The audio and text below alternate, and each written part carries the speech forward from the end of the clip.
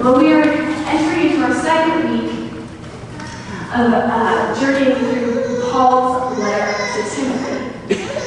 And if you remember from last week, we weren't really sure that this letter is actually from Paul, nor were we really sure it's really to Timothy. There are questions about this letter and the topics we're diving into today. But as we dwell in this uncertainty about who the author is or the recipient is, I want us to still consider that there's a possibility that God will still be speaking to us in the midst of mystery, in the midst of uncertainties. And forgive me as I try to not cause these monitors to hum. I'm going to try to stand as still as possible so I don't trigger them, but we'll see what happens. Today is not going to be a fun topic, but I ask you to be present with me through the whole thing.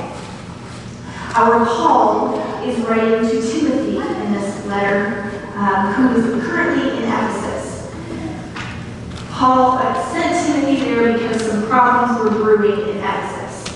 The first being that there were some false teachers who were mixing a message of Jewish and pagan message together while still proclaiming Jesus, and somehow teaching some weird things about marriage, sex, and wealth that led to some people being distracted and confused. Then we also have some old men getting drunk in the church, doing some inappropriate things. And we have a group of rich women showing off in the church. Think like Instagram fashion show. These women showing up with the fanciest jewelry, contour on point, and all of the coolest clothes, trying to make sure people know their status by what they are wearing. They're parading their wealth. Some of these same rich women are also widows, and were going to the church asking for assistance as a widow, because that was a ministry that the churches offered, to the detriment of actually poor widows, who then would go to the church for help, and the church would be out on financial assistance because the rich widows were taking advantage. And some of these same rich women were also listening to those false teachers who were telling those weird teachings and distracting the worship service. Getting up and interrupting the teacher or the preacher, calling out leaders and discrediting them in public, doing disruptive things. So we see some major problems happening in the church specifically, but then we look at the cultural context of what's happening in Ephesus. So Ephesus was a Roman-controlled city. So that meant you had Roman soldiers around the area. You would have had Roman government figures in control of this. But there were also influences of the Jewish community in the area as well. And in both of those dynamics, we see a mixture of the Roman structure of Roman citizen men having valued positions. So they're educated, they're considered at the top of the totem pole, actually have space for opinions in political discourse. And then we have women who were considered property.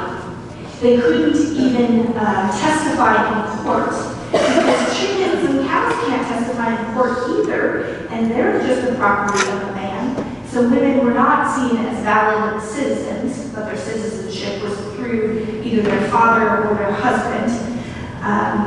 Women were bought from their father by their husband with a bride price or a dowry. They were purchased in that way, and their value was determined on their skills, on their virginity, and their beauty. Women were seen as in a very different perspective here in this community than men were. Men had a status that women did not have. And in the midst of all of this complexity, with the church's structure, the structure of the culture of Ephesus, the church is trying to spread the message of Jesus while still maintaining their credibility. And so Paul writes to Timothy, who is ministering to this group of people. And as we dive into this passage today, I have to admit to you, there's a good chance you're going to want to throw your Bible. Okay? That is an acceptable response to what's happening. But stick with me, please. Paul will say some things that, depending on your story or your upbringing, will either affirm the things you've always been taught in your childhood or make you viscerally angry. Okay, in this moment, we're not going to just chuck the Bible out and say, well, I disagree with it, so that's that. But we're going to dive in and sink our teeth into what's going on here and maybe, hopefully, find some hope in the midst of this. I ask you to not give up with me, and let's dive through this together as we dissect this text, even if it makes you uncomfortable. We're going to be looking at 1 Timothy chapter 2. We're breaking it into two chunks, verses 1 through 7, and then we'll look at verses 8 through 15 at the end. You're welcome to open your Bibles and read with me, or simply follow along on the screen behind me. First of all, then I ask that requests, prayers, petitions, and thanksgivings be made for all people. Pray for kings and everyone who is in authority so that we can live a quiet, peaceful life in complete godliness and dignity. This is right and it pleases God our Savior, who wants all people to be saved and come to knowledge and truth. There is one God and one mediator between God and humanity, the human Christ Jesus, who gave himself as a payment to set all people free. This was a testimony that was given at the right time. I was appointed to be a preacher and an apostle of this testimony. I'm telling the truth. I'm not lying. I'm a teacher of the Gentiles in faith and truth. Okay, Mariah, what's so controversial about that? We're not there yet, I promise. But we'll get there. So Paul had started out this letter to Timothy by talking about the false teachers and warnings about them. And then he told his testimony, which we looked at last week, and talked about the transformation that he went through of being one of those people that used to persecute Christians and then became transformed by Jesus. He then transitions into a conversation about prayer.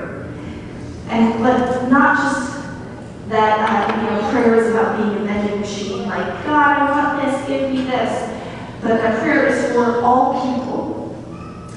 And frequently this passage would get taken out of context to assume that leaders in our government were endorsed by God, that they were blanket accepted and they were spokesmen for God.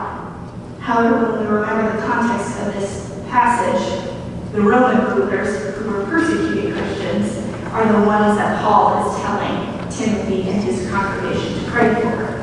And saying specifically to pray for them, not because they are God's spokespeople, but because they might make mistakes. We want to pray for them so that we can live in peace and harmony. That maybe peaceful life will come out of prayer for those people.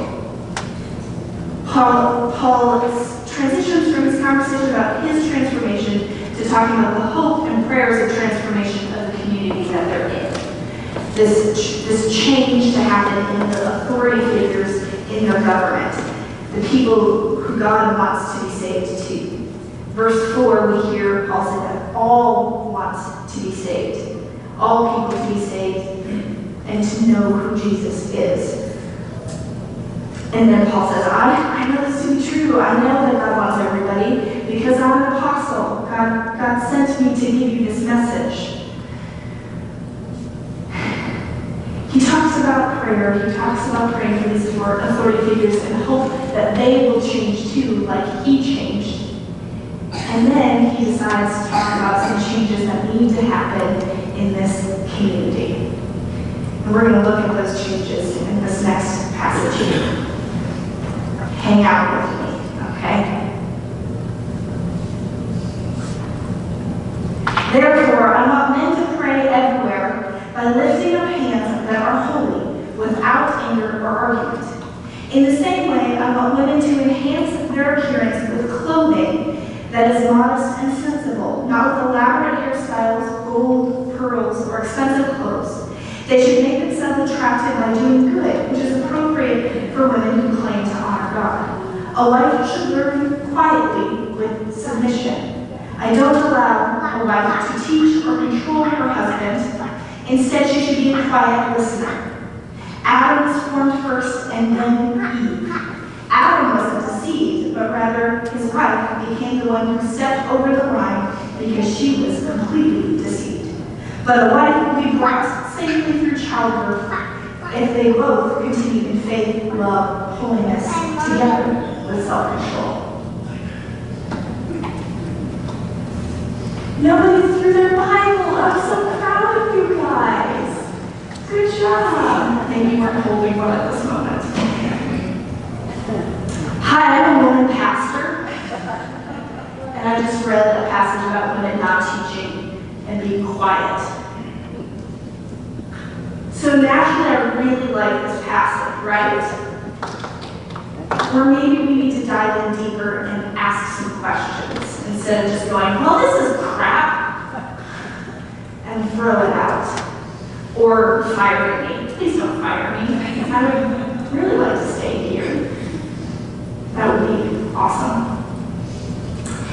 We got to remember first what the context of this letter was about. If you remember, there were some major problems happening in Ephesus. You know, the dudes and the chicks, they're having problems with both of these groups of people, right? And so we hear in this section Paul talking about transformation happening within the congregation. We hear some specific guidelines that he thinks are solutions to their problem. The men are supposed to be praying, not drinking, but praying, raising their hands without argument or anger to bring about some transformation. The women are supposed to check themselves by making sure that their focus isn't on luxury and fancy things or proclaiming their status symbol or getting distracted by false teachers, but to root themselves in the gospel truth and to remember what they're there for. Not to look awesome in front of everybody, but to be the transformative community of Jesus, praying for the people they're present with, in hopes of seeing the same transformation that happened to Paul happen in their community. We don't want to see drunken men or proud, rich women anymore who are distracted and listening to false teachers. And then Paul uses an example of how Adam and Eve are why women should be quiet. This defense of his decision here. You know, because in the garden, Eve was the one that bit the fruit. Eve was the one that handed it to her husband, so that's why women should be quiet. I'm watching you right there.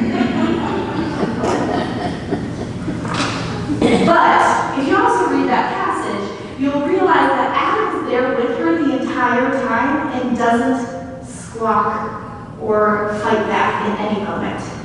Because the serpent's talking in this story to Eve, and then all of a sudden just hands the fruit to her husband.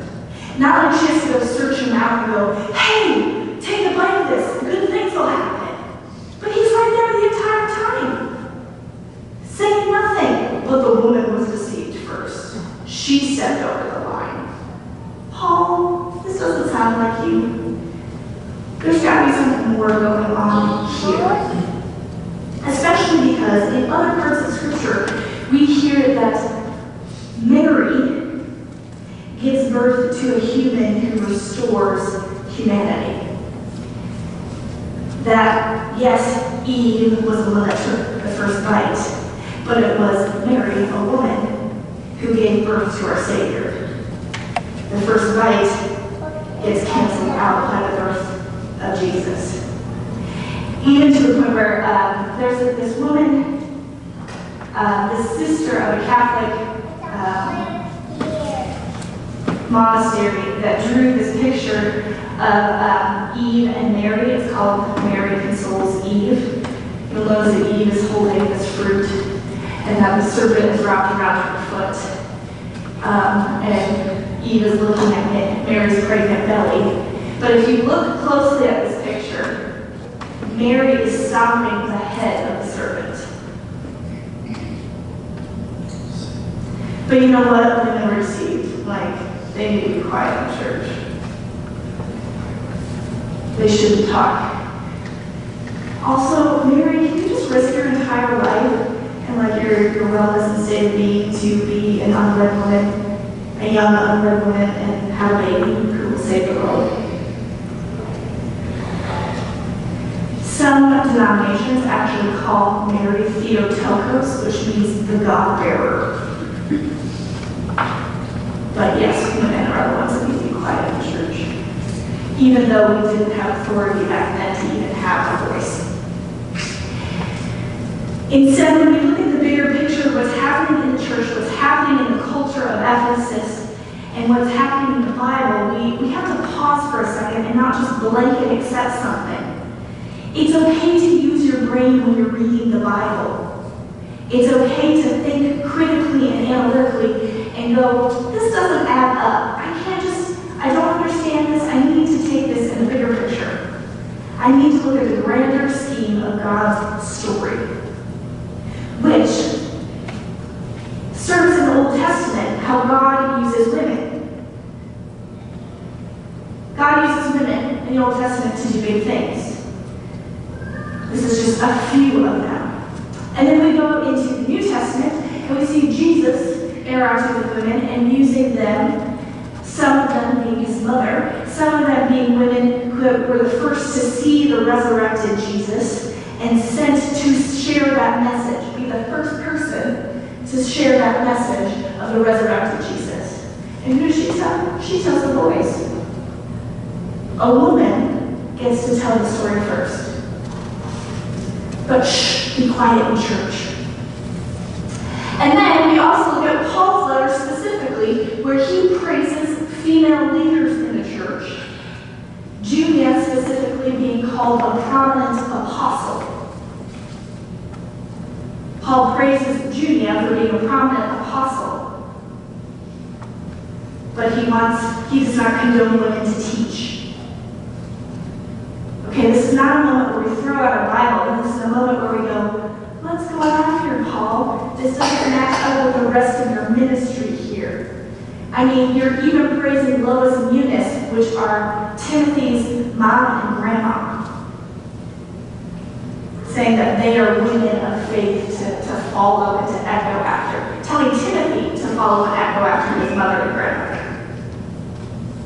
Something more is happening here than just a blanket statement of women being quiet, sitting down, and letting the men do the work. But when we look at the bigger ways of Paul's ministry, we see an endorsement there. When we look at Jesus' ministry above that, we see him endorsing, him calling, him healing and restoring women.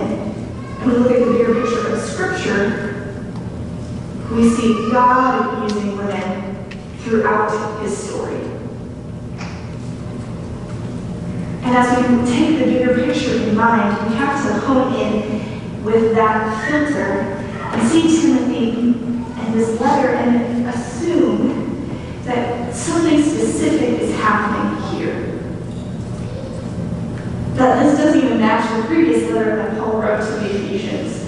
And that something specific is happening here that Paul is trying to solve the problem of. That if we are going to be a credible community of believers spreading the gospel, we need to sort out the problems within ourselves and figure out a solution there that makes sense for the context around us so that we have some credibility to share the message of Jesus. The people in Ephesus had some specific problems, and Paul, as a human, found some specific solutions to those problems. But Paul's words to Timothy aren't a law for all of Christianity, because we even see him saying different things in other letters. This can't be a blanket statement, otherwise he's officially contradicting himself praises other women for their work as the hosts of churches, as the leaders of churches, as the deacons or apostles of churches, as the spiritual influencers of a community. So like Paul's other letters, we notice that Paul is meeting a group of people in the context that they are in and working with them from there. Starting at that point, knowing what's going on there, and hoping that as they're working on with the Spirit of God, that some stretching and growing and healing and changing happens. We are not the same as we once were when we first met Jesus, but we are changed and transformed. God meets us where we're at, but doesn't leave us there.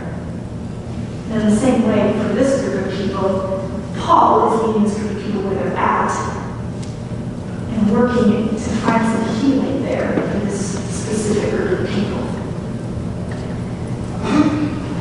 As I think about this myself, and obviously I have a biased opinion because I am a lady who likes to talk about Jesus and likes to do it in official contexts. I can't say that I'm a perfect person either. I catch myself wanting to make everybody think the way I do and do the exact opposite of what Paul was doing in this moment. I would love to go to a church who preaches that I shouldn't preach and be like, no! And correct all of them. But what we see here is an example of how our redemptive paths, our restoration, does not all have the same itinerary. The order of healing for each of us is different. The topic of healing for each of us is different. The timing of healing for each of us is different. But the end goal of being restored and redeemed by God is the same. Some of us, that redemption path may not get completed until we see God face to face. And in those moments, I hope we show up in eternity and go, oh, Baptists are here. Huh. And the Catholics? That's crazy. And be pleasantly surprised at the diversity and packedness of eternity. That's my hope. By that time, we'll have experienced the fullness of our restoration and be mentally and emotionally ready for what God actually has planned. At this moment, each of us are working within the context that God has for each of us. Mariah's one of those stubborn, fiery people. I know I've got to work with her in that and peel off layers one piece at a time to get her where I want her to go. Just like the rest of us. The frustrating part is that I love everybody else to be on the same plan as me. Can we all just get on that, same route? Because then it would make it easier for us to have conversations with each other and be a church. Like, oh yeah, God taught me that this week too. Huh, awesome, that makes it so easy. But instead, we're all people growing at different speeds, at different organizational paths. Just like we're not all literally the same age. We're all aging at different stages. And not all of us will experience the same aches and pains or struggles of aging as each other. In the same way, we are growing and developing as God's people differently over time. Maybe our stories aren't always the same, but that doesn't mean that my neighbor's is wrong. In this moment, my knee-jerk reaction is to just chuck the Bible out. When I read 2 Timothy and go, okay, bye. But in reality, when I dig deeper into the bigger scheme of God's plan for humanity, I have hope again. And I remember that God meets us where we're at and grows with us, challenging us not to compromise ourselves, not to compromise truth, never giving up, but always pursuing His intentions for us. Paul was doing that with Timothy and the Ephesians, and we see God doing that in each of our individual lives. And we're all pursuing God in different ways and developing in different ways. I have a firm belief that over time, that this shift and direction of redemption and restoration will be something beautiful that ultimately screams God's glory. Then our role is to be faithful and patient in the process. God's church is not a one-size-fits-all ministry, but each individual church is called to unique ministries to a specific group of people. Our job is meeting the people where they are, building ministry from there, and being faithful in the process. Let's pray together. God, you know me. You know that I'm a control freak that would love to make plans for how you heal this world, how you heal creation.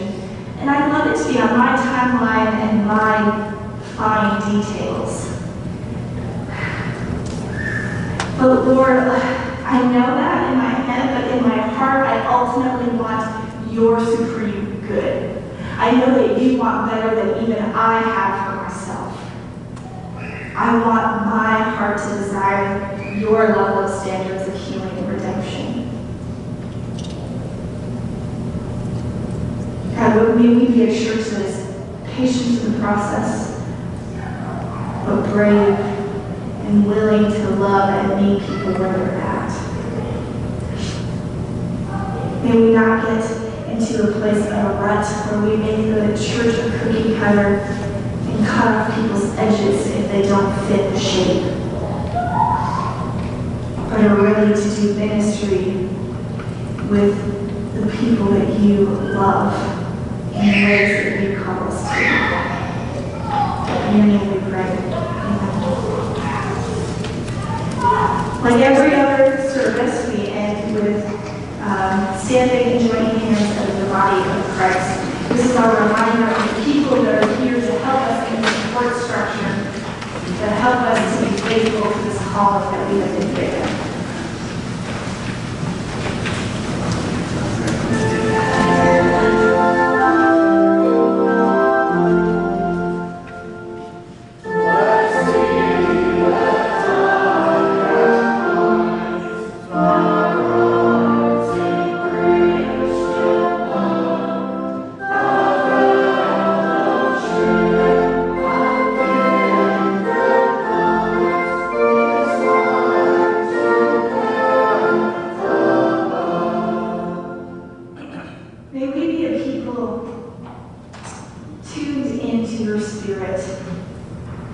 Open to your direction and preparing ministry for the context we have been set within.